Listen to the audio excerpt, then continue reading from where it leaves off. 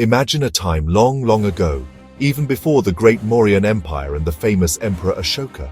We are talking about the 6th century BCE, a period over 2,500 years ago.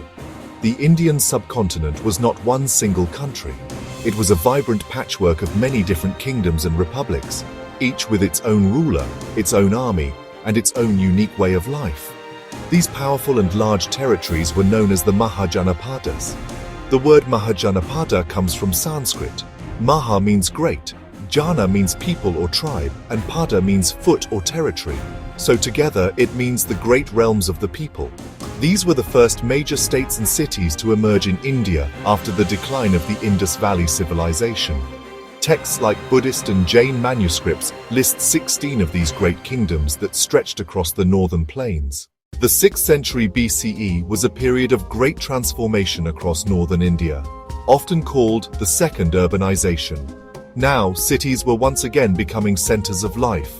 This new urban growth was driven by advancements in agriculture, especially the widespread use of iron tools and the iron-tipped plow. People cleared dense forests and cultivated the fertile Gangetic plains, producing food surpluses. Surplus food supported larger populations and specialized professions. Artisans, merchants, priests, scribes, towns became hubs of trade and craft. To ease trade, coinage appeared. The earliest were punch-marked silver pieces stamped by authorities. Trade networks expanded and a wealthy merchant class emerged. Local chieftains consolidated power, built fortified cities, and formed territorial states, the Janapadas. Some became monarchies with standing armies and tax systems. Others became republican Ganas or Sanghas, governed by councils. Among the 16 Mahajanapadas, Magadha emerged as the most powerful and influential. Located in southern Bihar, Magadha's first capital was Rajagriha, modern Rajgir, protected by 5 hills. Later, the capital moved to Pataliputra, modern Patna, at the confluence of the Ganga, Son and Gandak, commanding river trade. Magadha's strength came from fertile lands, abundant harvests, and rich iron deposits, superior weapons and tools. Initially ruled by the Haryanka dynasty, King Bimbisara expanded Magadha by conquest and marriage alliances. He allied with Kosala and Vaishali and was a patron of both the Buddha and Mahavira, showing religious tolerance. His son Ajatashatru seized the throne, imprisoned his father, and waged wars, conquering Kosala and the Vaji Republic. These conquests cemented Magadha's supremacy and set the stage for future unification. East of Magadha lay Anga, capital Champa, a prosperous river port and rival to Magadha until Bimbisara annexed it. Vanga, in the Bengal Delta, was a maritime power producing fine cotton textiles. Eventually, Vanga too was absorbed into Magadha, boosting its trade and naval reach. The Kingdom of Kashi, its famous capital at Varanasi, situated on the banks of the Ganga. Varanasi was a major center of trade, culture, learning, and famed textiles, cotton and silk. In the early Mahajanapada phase, Kashi was powerful and frequently clashed with Kosala. Control shifted repeatedly.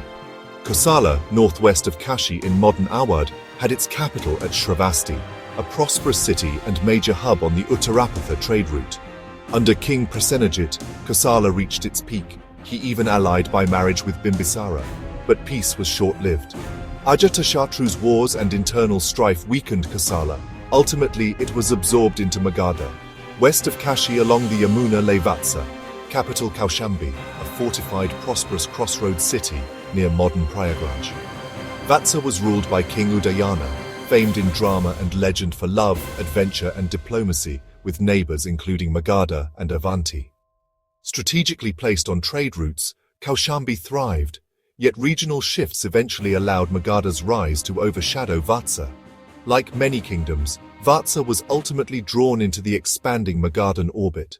The Kuru kingdom, capital at Indraprastha near modern Delhi, held great prestige, though its political power waned by the 6th century BCE. This is the land of the Mahabharata. The Pandavas and Kauravas are rooted in Kuru history. By the Mahajanapada period, the Kurus had shifted toward a republican form. A chief ruled, but power was more distributed.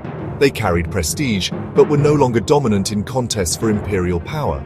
East of the Kurus was Panchala, Northern Panchala centered at Ahijchatra, southern at Kampilya, both prominent in Mahabharata lore. Draupadi, the Pandava's wife, was a Panchala princess. The region was known for learned Brahmins and Vedic education. South of the Kurus and west of the Yamuna lay Surasena, capital Mathura, a future center of religion, art, and trade. The Yadava rulers of Mathura are linked to Krishna. King Avantiputra of Surasena is said to have been an early disciple of the Buddha. Kuru, Panchala, and Surasena represent older centers of Vedic culture that persisted even as political gravity shifted east. By the 6th century BCE, the political center had moved to the richer central Gangetic plains where Magadha rose to prominence. Not all Mahajanapadas had kings. The Malas in eastern Uttar Pradesh were a powerful republican Gana Sangha centered on Kushinagar and Pava. They were governed by councils of chieftains, not hereditary monarchs. Kushinara is where Gautama Buddha attained Mahaparinirvana. Pavapuri, is associated with the passing of Mahavira. Both are major pilgrimage sites today. The Chedi kingdom lay in Bundelkhand. Its capital Suktimati's exact location is debated by historians. Chedis are mentioned in the epics. Shishupala was a famous Chedi king. In western India, Avanti, with northern capital Ujjain, and southern Mahishmati, was a major rival to Magadha. King Pradyota of Avanti was a powerful contemporary of Bimbisara and Ajatashatru. Buddhism gained a foothold there. Matsya lay in the Jaipur region, capital Viratanagara, modern Bairat, connected to Virata and Mahabharata traditions. Peripheral and often a buffer state, Matsya was later absorbed by neighbors, possibly Chedi and ultimately Magadha. Gandhara lay in the far northwest, covering parts of modern northern Pakistan and eastern Afghanistan. Its capital Taxila was a world-renowned center of learning, philosophy, medicine, politics, and military arts.